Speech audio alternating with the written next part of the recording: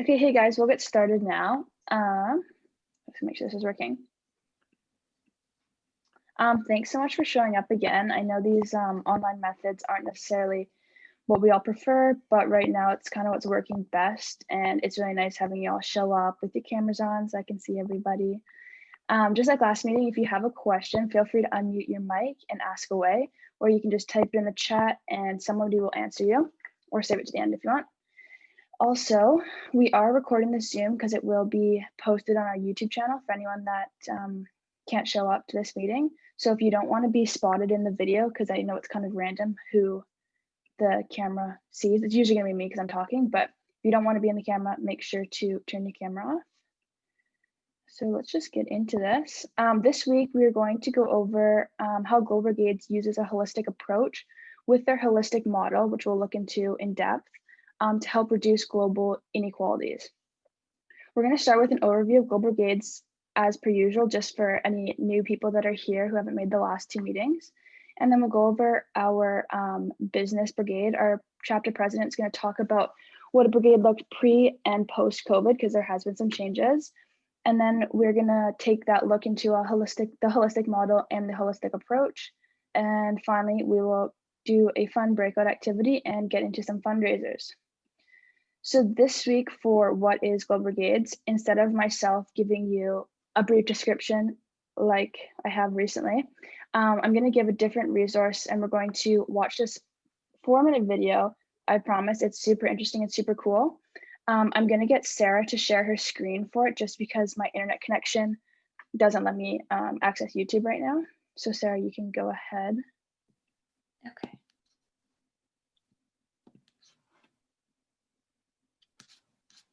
We did try this out, so hopefully the quality is going to work. I already lost the video. Here it is. So everyone, if they can, just mute their mic.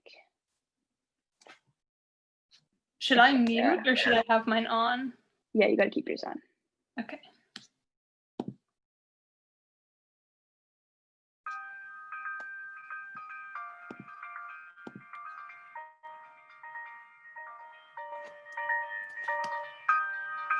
At Global Brigades, we're committed to building a world of greater equality, in which all people are empowered to create a better life for themselves and their families. We do this by partnering with rural and under-resourced communities in Latin America and West Africa. We powerfully and concretely change the lives of our community partners by making investments in healthcare, economic development, and clean water. This empowerment process kicks off with brigades, 7 to 10-day collaborations between university students, community members, and local staff to build the community's infrastructure and capacity for development. But after a brigade has ended, what happens to the work that we've done? How is it sustained? How is it built upon? The answer to this question can be found in our relationship with Zozular. Zozular is a farming community in rural Honduras and one of Global Brigades' first partners. Community leaders reached out to Global Brigades back in 2009, and soon brigades were training health workers to deliver year-round medical care, establishing a banking system to drive prosperity, and constructing a water system to bring clean water into every home. But we didn't just invest in infrastructure, we invested in people. We knew that the community's members would ultimately be the ones responsible for sustaining anything that we did. We therefore trained and cultivated local leadership and built the capacity of the community to initiate and sustain their own projects. By 2012, Zozular didn't need us. It was providing its own members with healthcare, economic opportunity, and clean water. What Zozular taught us is this: we're successful when a community is empowered to lead its own development. So what's Global Brigades' role in all of this? And how does our role change as the community grows more empowered? We start out as a spark. Our brigaders and staff help community members get the training, infrastructure, and support they need to kick off a holistic cycle of development. Together, we build essential infrastructure and invest in the community's capacity for development. Once the community's fires are lit, however, our job is to step back. We stop sending brigades material assistance and instead focus on deepening relationships with the community and supporting local leadership. We become like old friends and trusted advisors. Global Brigades technicians meet with community leaders, check up on health and water infrastructure, and consult on different initiatives. We sustain the relationship, and we ensure that the fire we helped spark years ago continues to grow for years to come. Making this transition can be hard for us sometimes. It can be tempting to think that our community partners will always need us, and that there will always be a need for more brigades.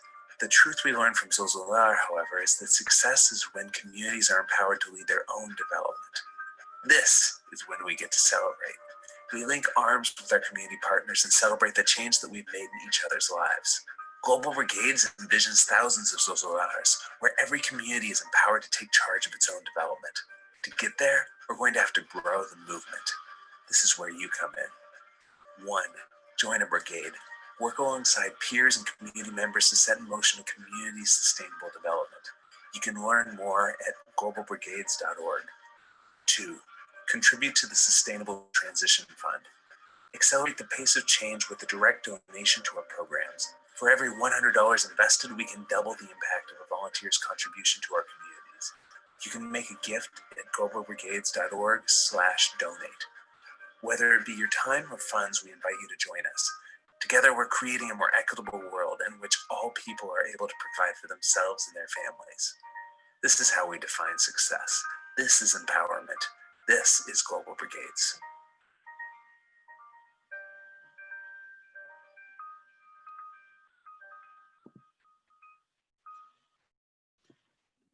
Well, thanks, Sarah. I'm just going to share my screen again. Does anyone have any questions about the video? How was the quality? It was a little bit behind on my part, but was it okay? Did everyone kind of get the gist of the video? I think it was pretty good. Cool. Yeah, we can kind of see a common theme there is working with the community, which is what we're going to talk a lot about throughout this meeting, is that it's a partnership. It really isn't just us volunteers going somewhere, doing something, and then leaving. It is like a huge partnership between us and the communities that we work with. So if we have no more questions, we're going to talk about our Business Brigade now. Sophie, I'll run the slides for you. I'll try and change them when I feel like it's supposed to be changed. Sounds good. I'll let you know. Hi, everyone. So my name's Sophie. I've met some of you before. I wasn't able to come to the meeting 2 weeks ago. So I'm just going to explain to you a little bit about what the Business Brigade looks like kind of pre-COVID and what is kind of switching because of COVID and everything. So the 3 main components of the Business Brigade are the client consultations, the financial literacy workshops, and the deliverables package that we make before we go. So client consultations are the main component. We spend multiple days with our client, getting to know them personally, and then understanding struggles they have kind of with their current business model. After we build trust personally, we kind of dive into the business side of everything. And then after we assess the needs that need to be improved in the business, we spend the evenings at the compound preparing our deliverables package. So this can include signage, action plans for weeks and months after we leave. When I went down, my client was starting up our restaurant, so we made her signage and menus and stuff. So it's really specific for each client. And yeah, just kind of anything that they would need to continue once we leave. And then one more thing too is our financial literacy workshops, which we kind of open up to the entire community when we're there. They're put on for both adult and children. We have interactive activities as well as information to help make proper financial decisions and how to kind of plan their finances responsibly. You can go to the next slide now. Thanks. So the Business Brigade is extremely important when it comes to Global Brigade's holistic model, which we'll talk about in a little bit here. First brigades to enter the communities are the medical and dental ones, followed by business. Since the immediate medical needs of individuals have been met, the focus is then shifted to more sustainable and long-term development. Beginning the economic growth of a community can eventually allow public health projects and brigades to come in, which contributes to the overall health of the community, making medical brigades less urgent. So it's kind of a circle, which is the holistic model that they have there. So you can go ahead and change it. Yeah, so everything these days have kind of been shifted due to COVID. So obviously Global Brigades had to do the same thing. The main part of the brigade, the consultations, it's pretty easy to adapt to be virtual. So these will be done over either Zoom or Google Hangouts or something like that. It allows volunteers to join from wherever they are. They don't all have to be, in Victoria to participate in these consultations. And then we will be video chatting with a translator and our client down in country. So it's pretty similar to kind of what goes on usually when we go down for the brigade. Global Brigades has also added more professional mentorship from staff due to having like the availability from staff all over the world to contribute. It allows us to make more informed decisions and makes our deliverables package more effective for our client. And then the deliverables package online allows more flexibility when creating our documents.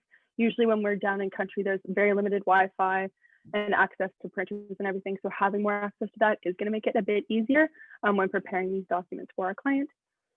Yeah, so you can go to the last slide there. Oh yeah, sorry. So then the telebrigade is going to be set up as 9 separate sections, which are kind of laid out on the next slide. Yeah, so sorry, my apologies, it's pretty small, so I'll just kind of do a super brief overview.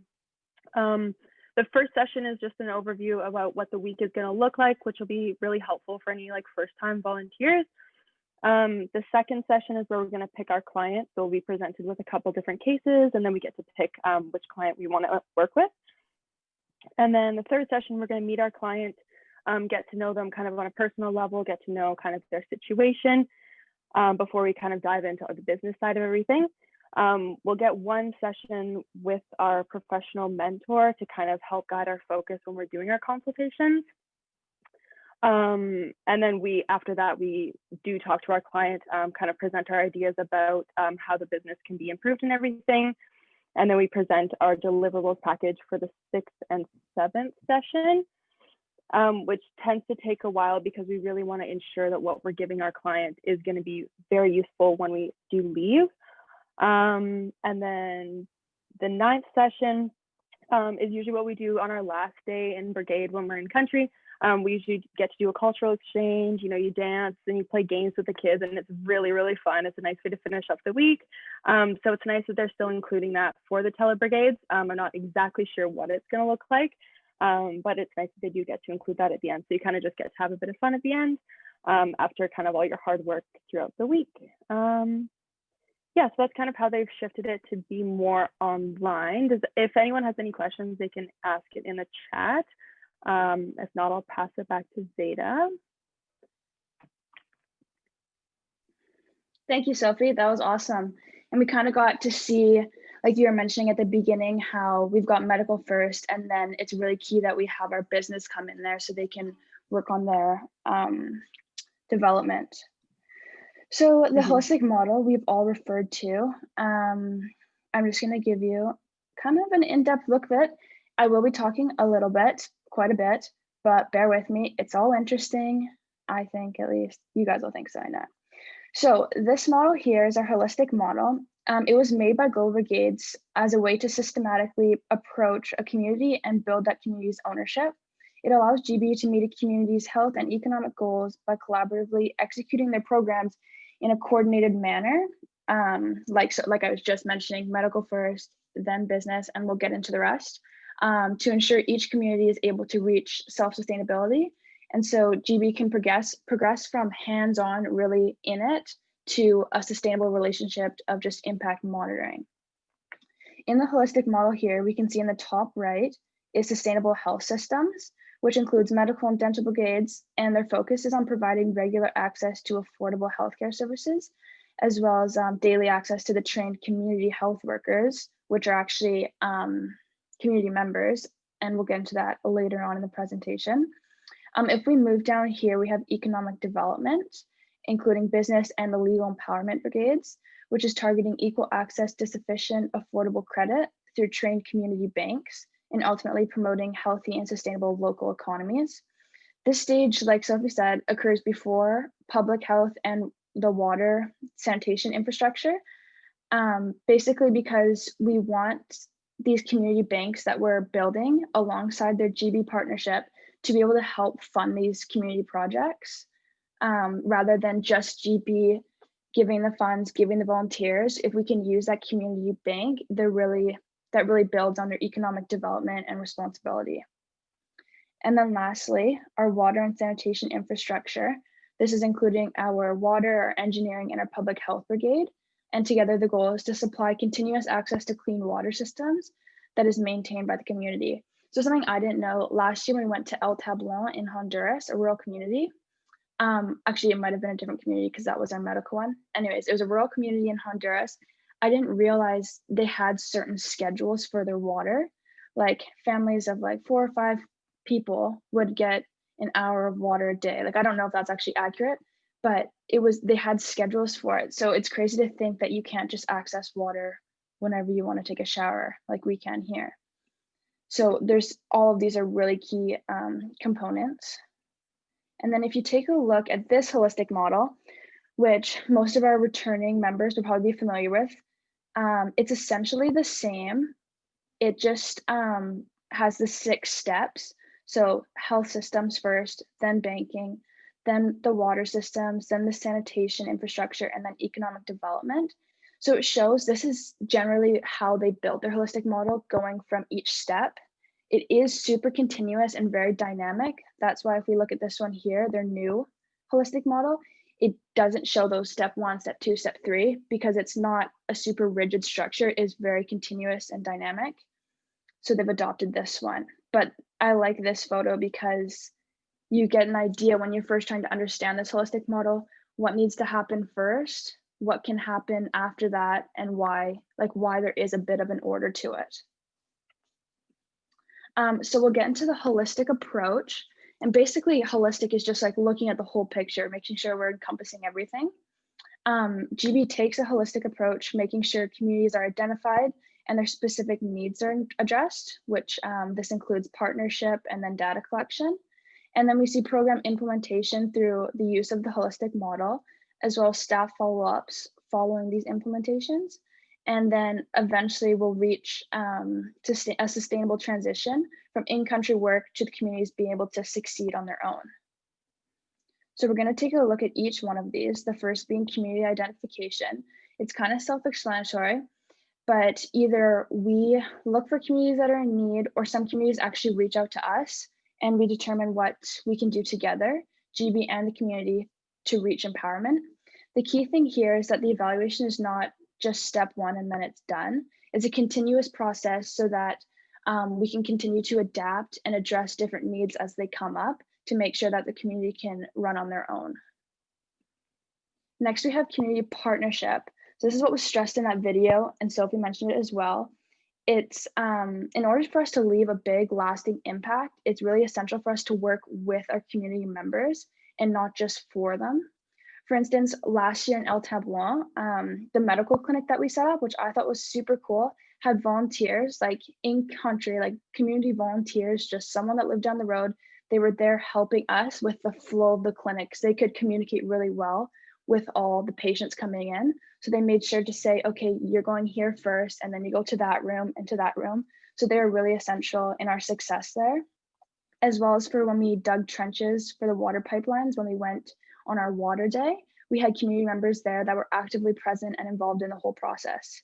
It was one of the biggest things for me. I thought it was so cool how we really worked with people, because I've done another abroad volunteering and it was totally different, nothing like GB. Here we really work with them so that they can keep it going. Because if we just go in there, do our thing and leave, how are they ever going to learn to do it on their own?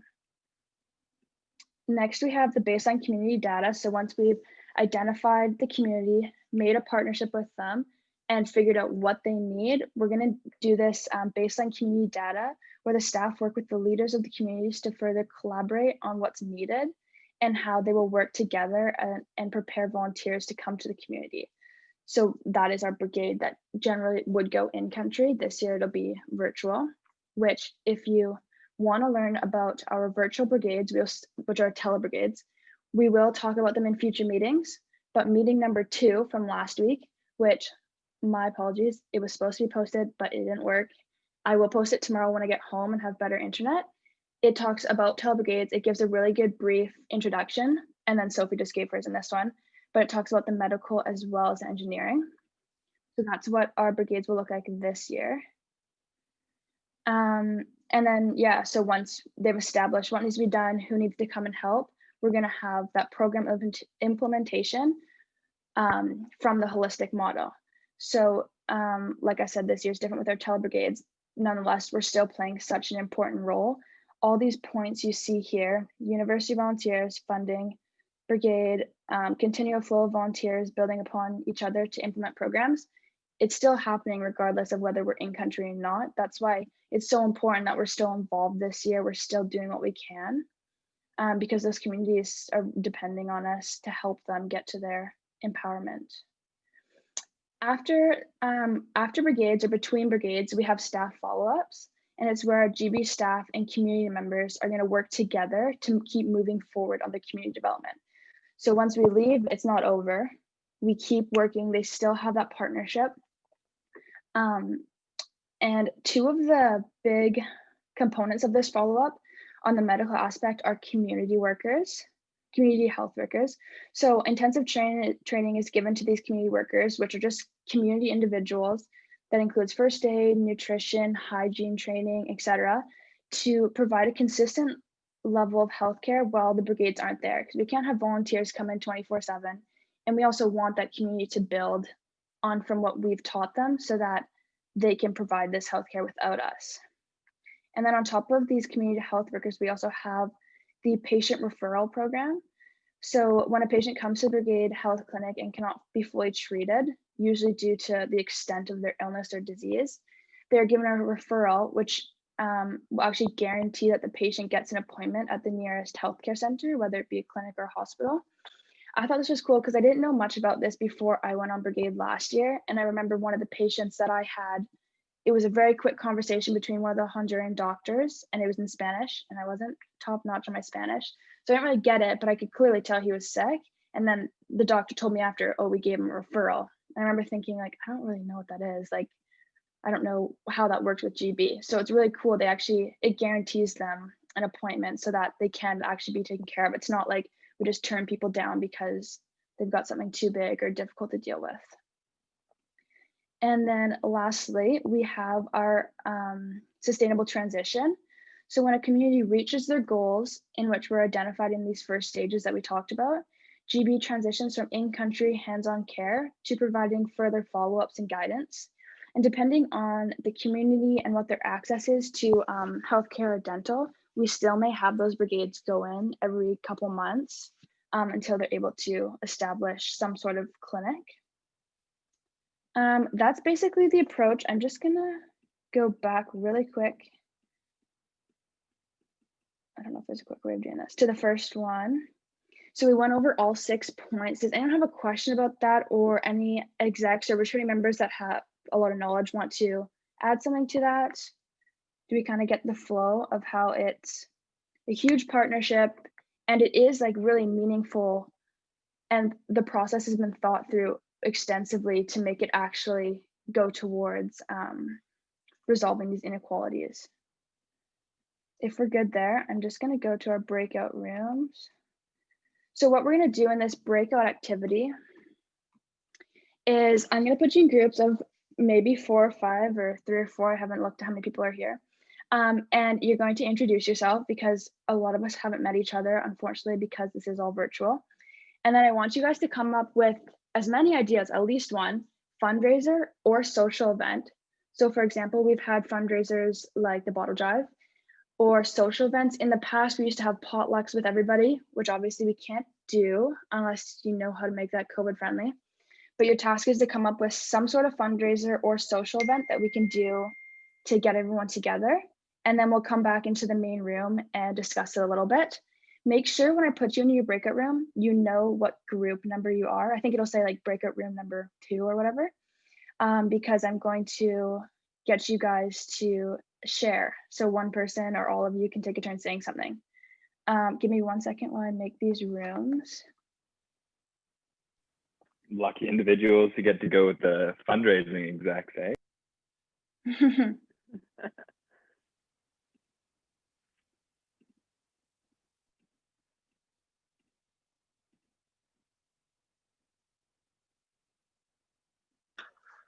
I'd like to say one thing too, really quickly. I'm going to be posting a survey in the chat. If you haven't had the chance to fill it out, whether you're new or returning member, it's really important for just gauging what kind of numbers we have for telebrigades at this point. And if you're not certain, that's fine. It's nothing solidified, but you know, it'd be good to hear, you know, where people's interests are. And it also is really good because we can collect your student number, and that way we can track their points. So I'm going to be putting that in the chat. If you haven't already filled it out, you know, new or returning members, please do that when you get the chance. It should take you no more than 5 minutes. Okay, I'm gonna open up your rooms. Sarah and Cole, you're both in room 7. If you just want to go to the room and then leave it, and you can come to the main room with me, that would be awesome. Oh, Sarah, did someone just join? Do you know?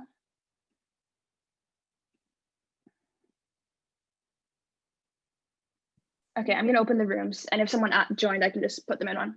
Okay, have fun. It'll just be a few minutes. I hope that was fun, you guys. Maybe went a little bit longer, but that's okay. So I'm gonna call on your group number, and somebody let me know what your ideas are. Sierra, I hope you got your pen and paper ready for all these ideas. Cool. Okay, group number 1, do you want to share some ideas with us? Yeah, I'm actually from group number 1. No way. I wrote down some ideas. Yeah. We talked about doing a potential like virtual trivia night, Ooh. a wine and yoga night, or paint night. What else? Also for like a social one, playing like the Among Us game or some kind of tournament with that. Right. Those all sound really good as long as we can space them out. I guess all of that can be virtual. We could do a paint one, kind of like our pumpkin one. Yeah, Right? totally. Cool. Good That's job, group 1. Yeah. Thanks, Sarah. Group 2. Group 1 technically already said ours, but we talked about doing a trivia night somehow virtually, like maybe with Kahoot or something, basing it on like popular TV show or movie franchise or something. What was the go-to TV show? I think we talked about Game of Thrones, and then Oh, nice. talked about some shows on Amazon Prime that I've never heard of. Oh, cool. Yeah, that's about it. Sweet. Thanks, Kate. Group 3.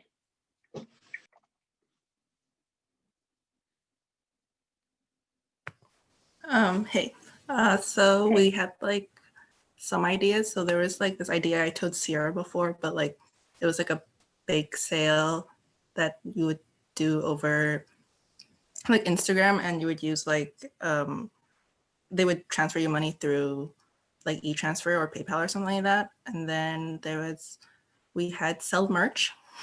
So Nice, like GB yeah. merch. Totally, I really want to do that. And third one is we had buy Tesla stocks now and then sell it later. Oh, that's interesting. Yes, because the stock market's down right now. So. Okay, cool. But that's that must have been a group discussion. It was interesting. Good job, group. Was that group 3? Yes. Nice, cool. Thanks, guys. Sierra, I hope you wrote those down. Group 4. So we came up with 3 kind of ideas. One was one of our group members did like a 30-hour famine in high school. And so kind of each person then individually collects pledges for that. We also thought about doing like a virtual run or fitness challenge, something that could be like tracked on Strava. And again, kind of collecting pledges, or maybe doing like a virtual 10K and having like a $10 entrance fee, and the winner who has the fastest 10K of the month gets like a little swag bag or something. Cool, yeah. And then we also thought about doing like maybe a virtual happy hour kind of idea and having a feature speaker too. I work at the Island Medical School, so I can probably try and convince some of like the 1st and 2nd year professors come out, and maybe it could even be turned into like a key things to put on your med school resume, and then try and like charge $5, $10, $20 for invites to that. That's a good we may idea. be able to get a bunch of students to come out if they hear that like there's 1st and 2nd year med school profs who are saying what they want to see in applications. or even trying to get like I have friends who are in second, third year med school, and they might come out and just have a little 20-minute chat or Q&A about what med school life is like. Yeah, totally. That's really cool. We actually have a med school students interview lined up in the future. No date yet, but I would love to contact you and we can talk about your friends too, because the more input, the better. Mm-hmm. Cool. Thank you. Group number 5. Okay, so we talked about doing a Zoom gala night. Pretty much it. We talked about actually doing like I don't know, maybe a snowball fight, but I don't know if that's gonna work. If there's snow. Yeah, maybe. Cool. Thanks, Andrew. Yeah. You're group 5, right? Okay, cool. Group 6, I think that's our last group. Yeah, so we were finding it tough to think of some creative ways to be social on here, but we came up with the trivia night as well, actually, and then thinking like Pictionary night or like a fun like paint night or something. Yeah, that would be cool. Yeah, that's what we came up with. Cool. Thanks, Hillary. Yeah. Did we have a group 7? Anyone from group 7? Yeah, I don't think we did. Cool. Thanks. Cool. Yeah, that's what I thought. Okay. Thanks, guys. That was awesome. Fundraisers, you're probably happy with all the input. We got some cool new ideas, and it's good to know that you're all wanting to do these things, hopefully, to help out. So we'll move forward from that. Looking ahead, we have some fundraisers coming up. Zoe, do you want to talk a bit about the scavenger hunt? Yeah, for sure. So I have everything set up and ready to go. Me and Sierra are just gonna have a meeting this weekend, I think, and confirm a date. So we'll hopefully have a post up by next week. But basically I was like talking to some people in my group on how it's gonna work. I've picked 25 to 30 locations around Victoria area, bigger landmarks, and you can sign up. It'll be like a entrance fee to sign up, and it'll be like max, I think we're gonna do max group 6. Yeah, and it'll basically be like a 2-hour time slot, and you have to go to as many locations as you can and get your picture at these locations and then post them onto our Facebook page tagging us, and whatever team is able to get the most amount of locations with photos is going to win a prize. So yeah, that will be super fun. I think it's going to be a really good time, and I think it's a great way. I know all my friends anyways are very competitive, so they're looking for any opportunity to compete against each other because we're probably all lacking that a bit. But yeah, I think it'll be super fun, and me and Sierra will hopefully have a post up by next week. So cool. Thank you, Zoe. So yes, we have our scavenger hunt coming up. We also have our pumpkin carving contest. So you might have saw the post on social media. To participate, it's a $5 entrance fee, which is going to be e-transferred to our email, uvicgb@gmail.com. And then you can either tag us in your Instagram or Facebook post, wherever you want to post your photo of your pumpkin carving. Or if you're not posting it on social media, feel free to email it to us. We want to make sure you have your submissions in by 6 p.m. on Halloween night, so October 31st. There was a bit of a discrepancy in our post that said have it in before the 31st, but we know a lot of you might be carving pumpkins on Halloween to get into the spirit. So just make sure to have it in before 6 p.m. And then our execs are going to pick the top 3, and then we will have a voting on our Instagram and Facebook stories, so you can pick which one you want to vote for, and we should have the winner that evening. So the poll's only going to be open for a few hours. And then we have a bottle drive on the 21st of November. Make sure after your Halloween weekend and up until the 21st, you're collecting all your bottles, and you will have a sign-up sheet in the meeting minutes for that event. And just a reminder on the point system. So if you fundraise in a pumpkin contest, or if you participate in it, you'll get 10 points. If you share the event on social media, you'll get 5 points. For a bottle drive, if you volunteer for an hour, it's 10 points. If you bring a bag of bottles, it's 5 points. And if you share the event on social media, it's 5 points. And just to clarify, it's 5 points per platform you share it on. So if you share it on Facebook and on Instagram, that's 10 points that you get. And if you weren't here at last week's meeting or previously, you may be thinking like, what are these points for? Well, if you want to participate in a tele-brigade, whether it be medical, engineering, or business, there's a donation goal that you have to pay, which has not yet been determined, but we'll talk about it in future meetings. So essentially, if you participate in a fundraiser, you're making money for the club, which will then be distributed fairly throughout the members, depending on how many points you have. So the more you fundraise, the more money goes towards this donation goal that you have to pay to get on brigade.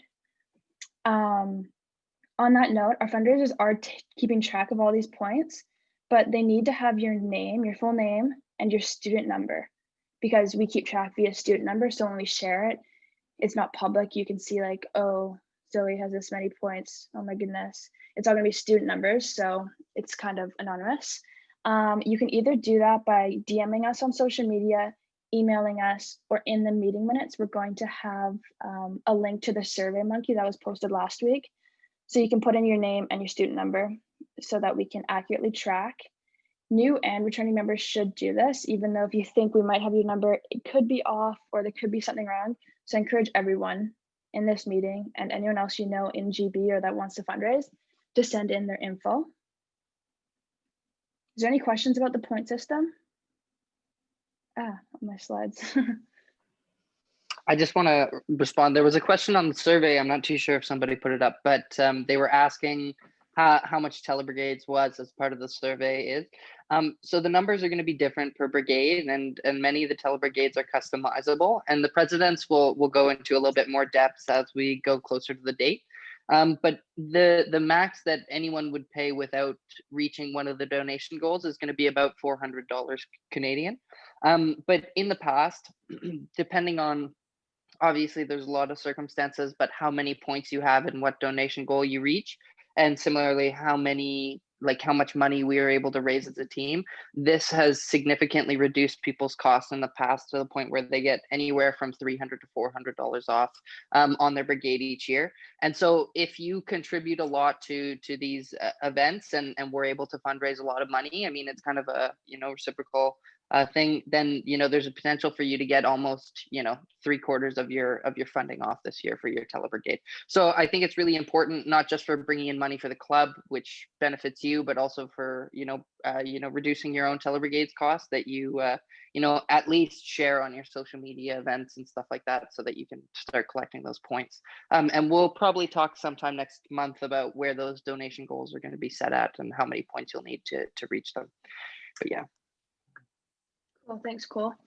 Yeah, so definitely come out, fundraise as much as you can. Plus fundraising, the in-person ones, it's the best way to get to meet people. And trust me, like everyone here is awesome. So definitely show up. You need to see more faces than just Sarah and Sierra. So our monthly schedule, which we've been posting at the beginning of the month for November, is gonna be posted next week. So our meetings for next month are to be determined, because if we keep it as last month, or this month, I guess, it'll line up to be on Remembrance Day. So I don't know if we're gonna have a meeting then.